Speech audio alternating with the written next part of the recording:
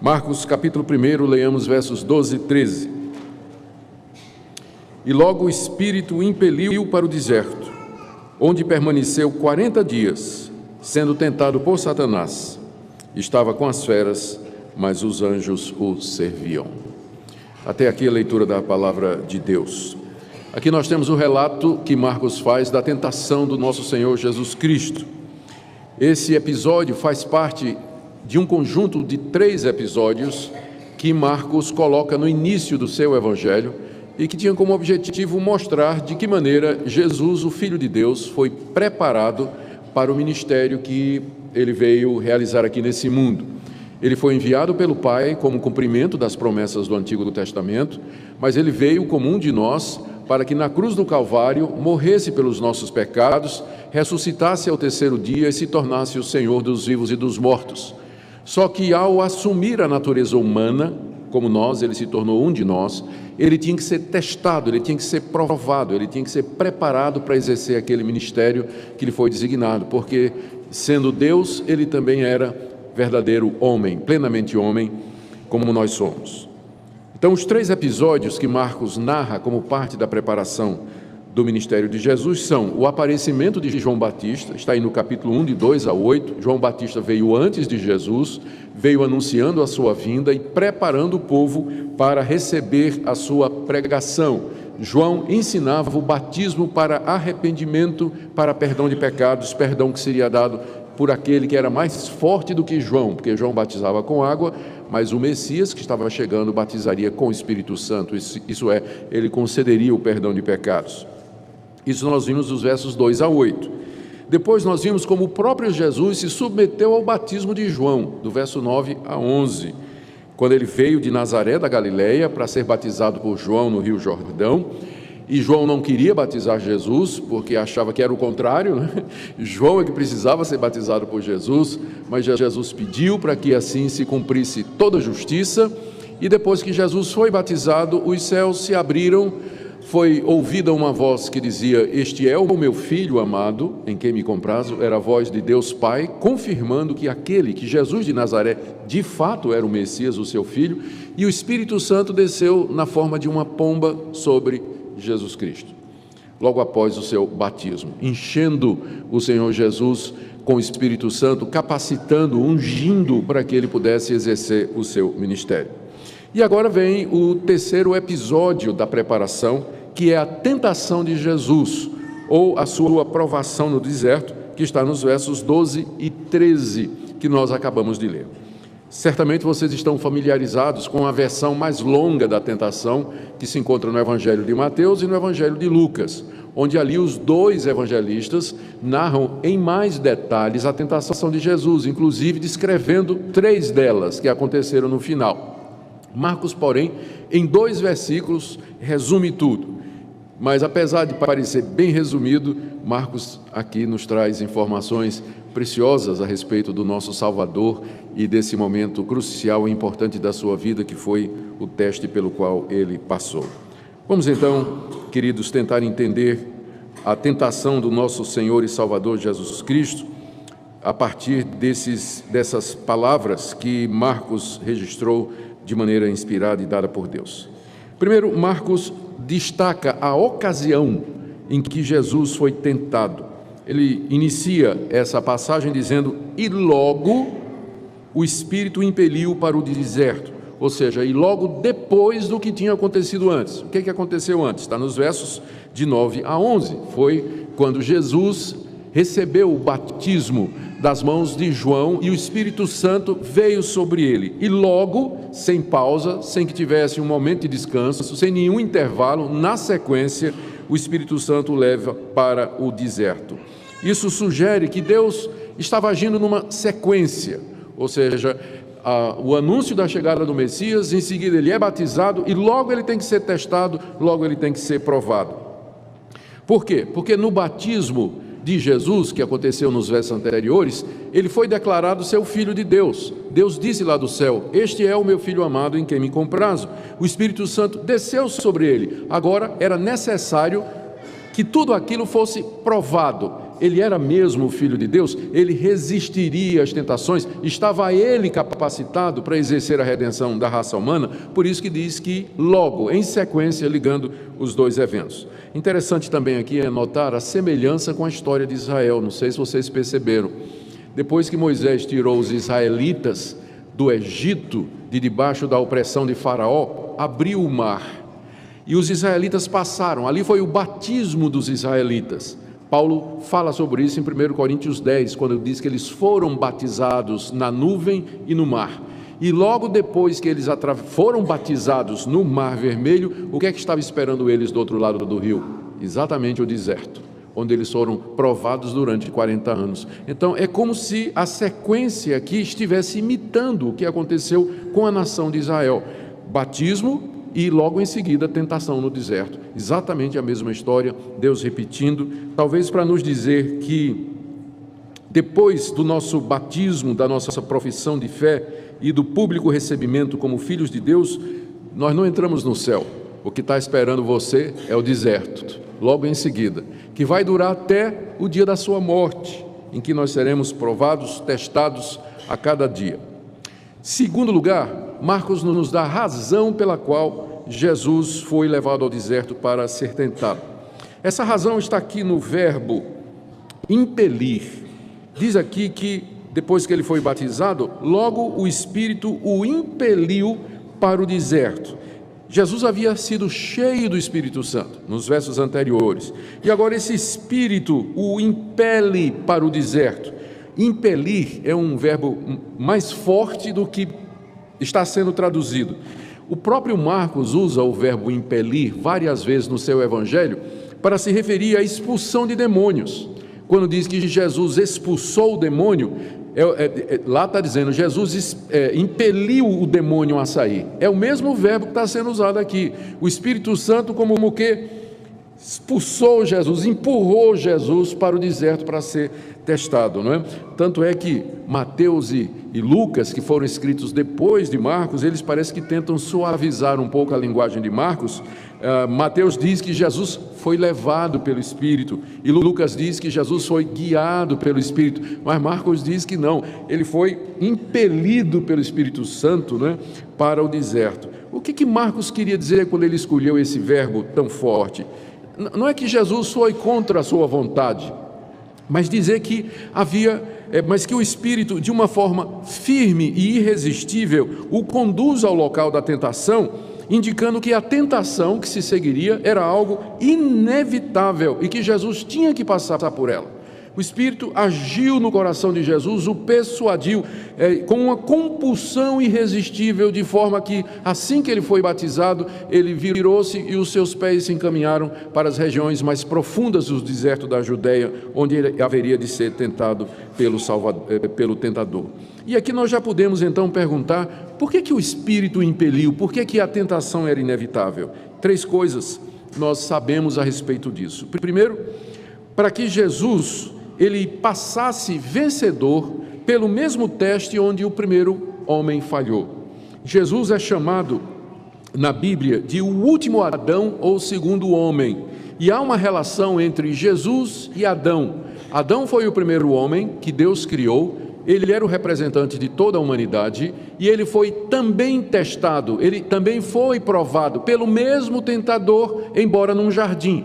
Mas o primeiro homem falhou no teste, e pelo erro do primeiro homem, pela falha do primeiro homem, que foi Adão, o pecado entrou no mundo, e pelo pecado entrou a morte. E toda a miséria, desgraça e sofrimento que nós experimentamos hoje é resultado da falha do primeiro homem. Ele não passou no teste, ele cedeu à tentação de Satanás. Deus então mandou um outro Adão, que também é cabeça de uma nova raça, que é a igreja.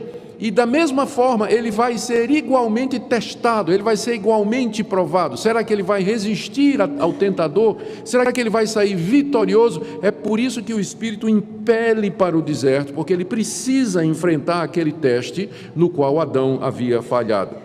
Segundo, era preciso que ele, como filho de Deus, vencesse o diabo, porque com a falha do primeiro homem, Satanás se tornou o príncipe desse mundo. o espírito que agora opera nos filhos da desobediência. Ele é o enganador de todo mundo, que mantém as nações cativas. Ele é o mentiroso, ele é o dissimulador, ele é o destruidor, inimigo de Deus e que quer destruir a raça humana.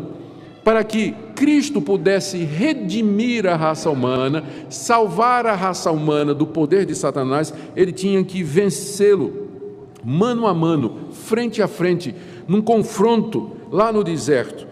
E, de fato, a partir da vitória de Cristo, nesse encontro, nós vamos começar a ver do verso 14 em diante, que a partir dali Jesus sai para saquear a casa de Satanás.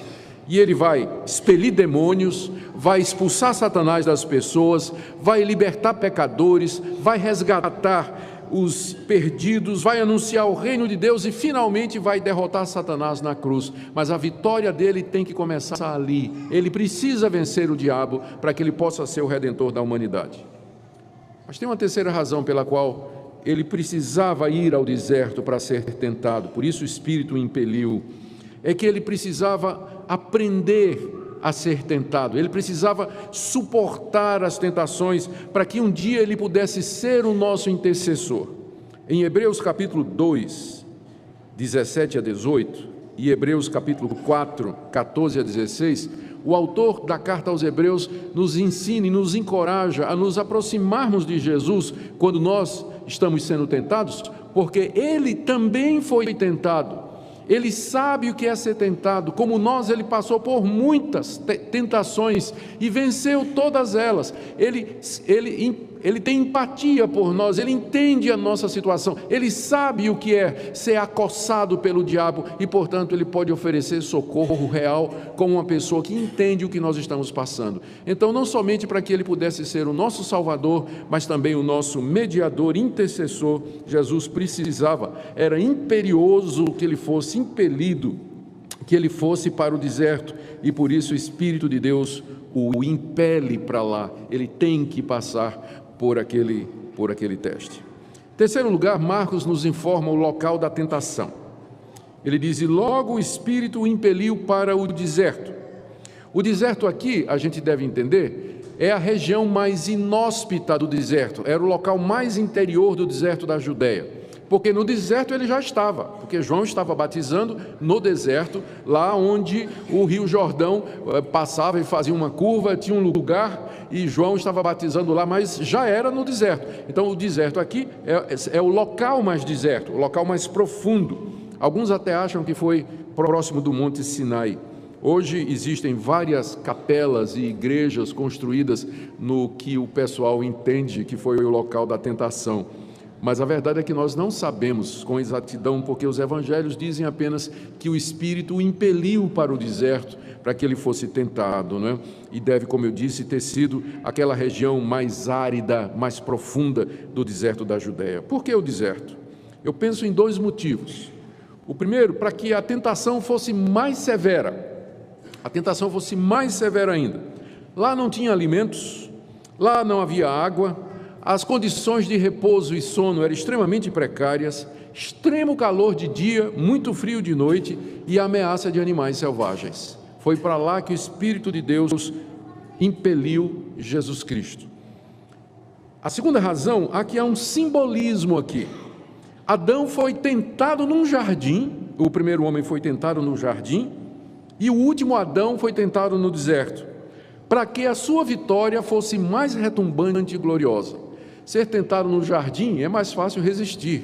Ser tentado no deserto é mais difícil, porque as condições, o ambiente, como que colabora, não é? O ambiente externo colabora com a tentação interna e a pessoa se sente mais tentado a ceder alguma coisa. Tipo assim, se você está com fome e diz que essas pedras se transformem em pães, Adão teria dito, para quê? Está cheio de fruta aqui? Estou cercado de fruteira, não preciso transformar pedra em pão, estou cercado de fruta, tem muito alimento, mas no deserto não tinha, então o ambiente contribuiria para a severidade do teste de Jesus, para que a sua vitória fosse mais gloriosa. Há também um outro simbolismo, a nação de Israel passou 40 anos no deserto e falhou completamente, mas agora o filho de Israel em 40 dias ele vence completamente. Então há esse simbolismo dos 40 dias no deserto. Isso nos leva ao quarto ponto que Marcos coloca aqui no seu breve relato, que é o tempo da provação. Diz aí, verso 12, que o Espírito logo o impeliu para o deserto, e no verso 13, onde ele permaneceu 40 dias. Nós sabemos pelos dois outros evangelhos, Mateus e Lucas, que durante esse tempo ele não comeu e nem bebeu. Ele estava em jejum diante de Deus para poder suportar as tentações. Temos a impressão, a gente fica com a impressão, se a gente lê somente Mateus e somente Lucas, de que ele só foi tentado no final com aquelas 3 tentações. Mas quando Marcos diz aqui que ele permaneceu 40 dias sendo tentado por Satanás, então fica claro para nós de que aquelas 3 tentações que são mencionadas por Mateus e Lucas, elas foram a tentativa final do diabo ao término dos 40 dias, mas que ele já vinha tentando Jesus durante os 40 dias. Foi 40 dias de tentação, de todo tipo de provação e teste. Nós não sabemos que outras tentações foram, além daquelas 3 mencionadas por Mateus e Lucas, mas lá em Hebreus capítulo 4, de 14 a 16, diz que ele foi tentado de todos os tipos e de todas as formas, e que é por isso que ele pode também nos socorrer. Por que 40 dias? Vem a pergunta. E mais uma vez eu imagino que Marcos está aqui, ou que aconteceu e Marcos registrou, por conta do simbolismo. Tem 3 eventos no Antigo Testamento relacionados com 40 dias. Primeiro, a lei veio por Moisés, depois que Moisés ficou quantos dias no alto do monte sem comer? 40 dias. Moisés ficou no alto do monte Sinai 40 dias sem comer para receber a lei. A graça agora veio através de Jesus, que cumpriu essa lei durante 40 dias. Ele cumpriu aquela lei que foi dada em 40 dias, ele cumpriu durante os 40 dias. Segundo evento, Elias, o maior profeta do Antigo Testamento, caminhou sem comer 40 dias para o encontro com Deus na luta contra os falsos profetas. Jesus, que é muito maior do que Elias, é o maior de todos os profetas de Deus, ele vence Satanás depois de 40 dias de guerra espiritual. Como já mencionei, terceiro episódio, Israel passou 40 anos no deserto, sendo preparado para entrar na terra prometida. Jesus é, da mesma forma, tentado, testado e aprovado por 40 dias para poder nos dar acesso à terra prometida, à Canaã celestial. Tudo isso aponta para Jesus como sendo o que veio cumprir as profecias, aquele que é a consumação, a realização de todos os tipos, figuras e símbolos do Antigo Testamento no que diz respeito à redenção. Mas vamos para o quarto ponto de Marcos aqui, no verso 13. Ele diz assim que no deserto ele permaneceu 40 dias sendo tentado por Satanás e estava com as feras, mas os anjos o serviam. Eu quero destacar 4 pontos aqui. O primeiro é que diz que ele foi tentado por Satanás. A palavra Satanás quer dizer adversário, e é o nome que nós damos àquele anjo caído, o demônio que é o líder das forças espirituais do mal, o príncipe desse mundo, o inimigo de Deus e dos homens, que também é chamado do diabo, do enganador, do maligno e da antiga serpente. Por que Jesus tinha que ser tentado por ele? Porque foi ele próprio quem tentou e venceu Adão no paraíso, o mesmo tentador que milhares de anos antes tentou Adão lá no paraíso, é o mesmo espírito imortal que estava ali no deserto para tentar Jesus. Pela queda de Adão, nós já vimos, lhe foi dado poder sobre a humanidade. Ele oprime, engana, corrompe, possui, leva à morte os homens sem Deus. Era preciso então que Satanás, significa o adversário, ele fosse derrotado por outro homem, outro representante, outro cabeça de raça, e assim abrisse o caminho para a redenção. Então esse é o primeiro ponto aqui a respeito da tentação, que é aquele que tentou Jesus, Satanás. O segundo são as tentações. De que maneira ele tentou Jesus? Como eu disse, Marcos não deixa claro. Os outros evangelhos mencionam 3 tentações que são bem conhecidas. Primeiro, transformar pedra em pães. Segundo, tentar a Deus pulando do alto do templo. E terceiro, adorar Satanás em troca dos reinos desse mundo. Essas foram apenas 3 das muitas tentações e representam o esforço final do diabo para levar Jesus a pecar. Tudo isso é muito similar ao que Satanás fez lá no Jardim do Éden, vocês se recordam.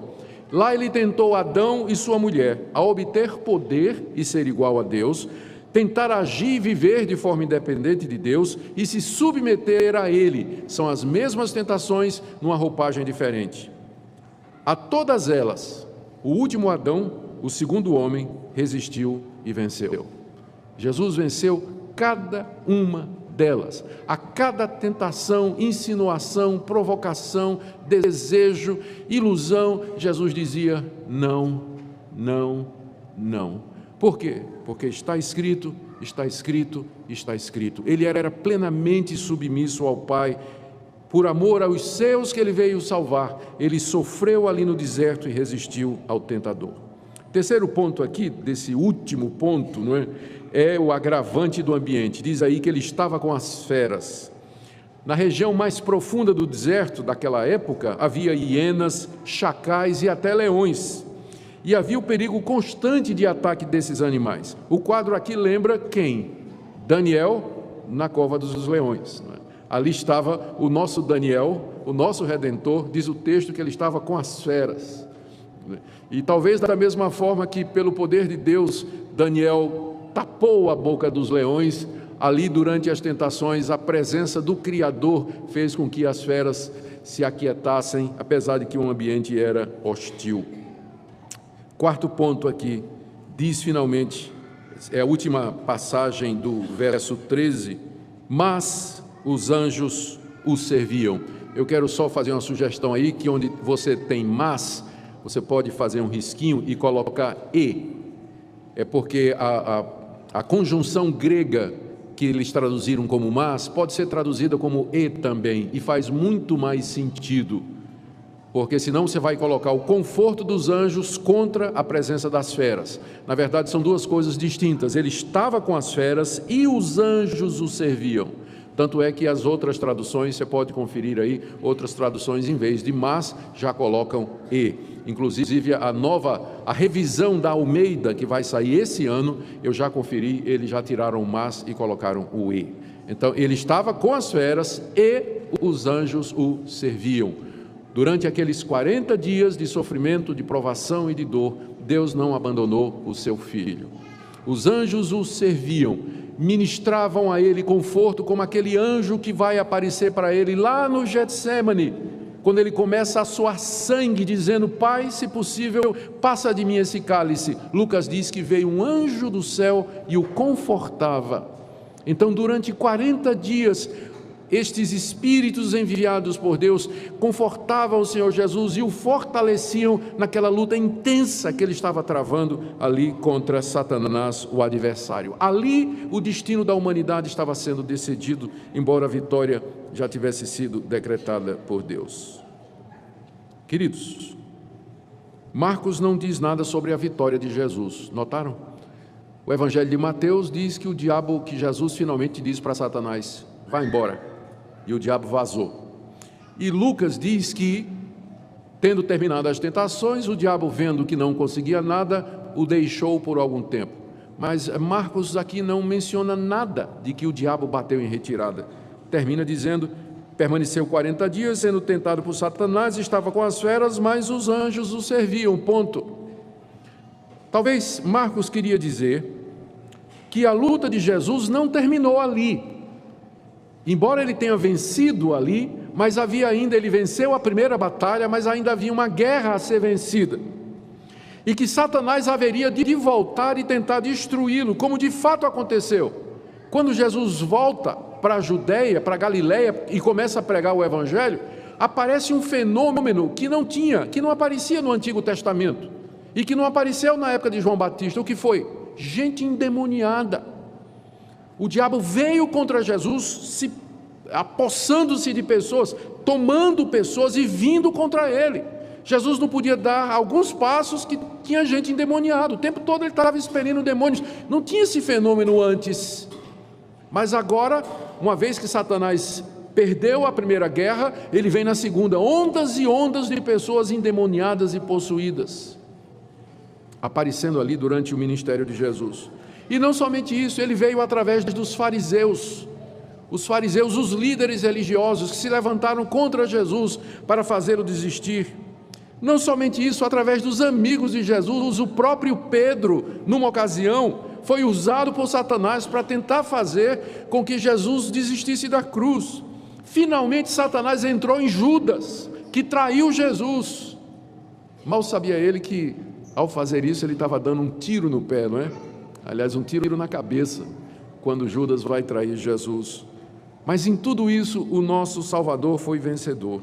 Ele nunca cedeu a qualquer tentação de Satanás. Ele obedeceu perfeitamente ao Pai, e é por isso que ele pôde morrer na cruz como nosso representante, porque se Cristo tivesse cedido ao diabo, se ele tivesse caído na mínima tentação, ele teria se tornado um pecador, e ao morrer na cruz, ele estava apenas recebendo o que o seu pecado merecia.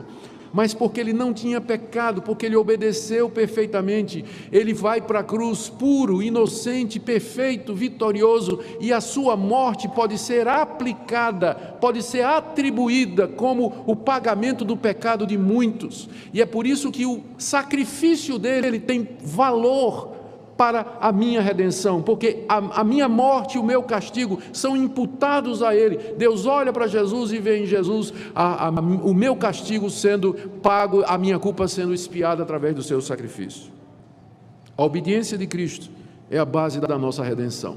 Se ele não tivesse vencido o diabo, nós não poderíamos ser redimidos. Terminando, o que é que nós podemos aprender sobre o nosso Redentor? Ele era realmente um de nós. Ele foi tentado como nós somos, ele sentiu o poder e a força da tentação, muito embora ele não podia cair em pecado por causa da sua divindade. Ele resistiu e venceu a tudo, e agora ele pode redimir completamente os que nele creem. Ele pode socorrer os que são seus quando são tentados. Isso nos leva a algumas aplicações práticas com as quais eu quero terminar nessa manhã. Primeiro, você deve ter ouvido falar de batalha espiritual. Batalha espiritual é uma realidade, mas infelizmente o conceito é muito deturpado em algumas igrejas que reduzem a batalha espiritual a você expelir o devorador, o destruidor e aquele que corrompe e consome os seus bens materiais. Para muita gente, em muitas igrejas, batalha espiritual é você expelir o demônio que está tirando a sua saúde, ou que está prejudicando os seus negócios, ou que está atrapalhando o seu casamento. Gente, essa é a batalha espiritual, a luta para não cair em tentação, para resistir ao diabo, para não ser levado pelas suas mentiras, para nos mantermos puros e fiéis diante de Deus. Essa é que é a verdadeira batalha espiritual. Segunda coisa que nós aprendemos, a importância de estar preparado. Às vezes o Espírito de Deus vai impelir você para o deserto. Não pense que a vida cristã é um mar de rosas e que tudo irá bem, vai ser sempre felicidade e alegria. Quem lhe disse isso devia ser processado por propaganda enganosa. Eu não sei se algum pastor lhe disse isso, mas é propaganda enganosa. O Espírito de Deus vai impelir você para o deserto, e lá você vai ser tentado, e às vezes não é 40 dias, são anos de provas, de testes. Você realmente ama a Deus? Você ama a Deus pelo que Ele é, ou por aquilo que você acha que Deus pode lhe dar? Transforme essas pedras em pães. Mais importante é a comida do que o serviço a Deus. Testa a Deus, provoca a Deus. Se você me adorar, te darei todos os reinos do mundo. E para isso nós precisamos estar preparados, irmãos, porque somos tentados diariamente pelo mesmo adversário, pelo mesmo tentador. E para isso nós precisamos, como Jesus, estar submissos a Deus, cheios do Espírito Santo, conhecedores da palavra. Jejuar ocasionalmente também é bom, como ele fez para poder enfrentar. Por que muitos crentes caem? Por que muitos crentes cedem? Por que eles adulteram? Por que eles mentem? Por que eles brigam? Por que eles rompem relacionamentos? Por que eles cometem desonestidades? Eles foram tentados e eles não estavam preparados para resistir ao tentador. Terceiro ponto, o tempo da provação está na mão de Deus, queridos. Ele é quem determinou os 40 dias, por isso paciência. Eu sei que já no primeiro dia você diz assim: ó Deus, eu não aguento mais. Por que isso está acontecendo comigo? O que é que eu fiz para merecer isso, Deus? No primeiro dia você já começa, né?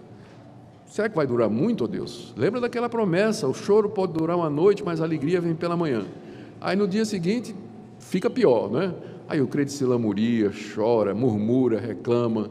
Gente, o tempo do teste, quem vai determinar é Deus. O que Ele quer de nós é exatamente isso, que nós nos submetamos a Ele, que nós possamos dizer: Senhor, não sei quanto tempo essa provação vai durar, mas enquanto ela durar, eu quero ser fiel a Ti, eu quero viver para a Tua glória, dá-me força, me renova, para que eu possa fazer o Teu querer e a Tua vontade.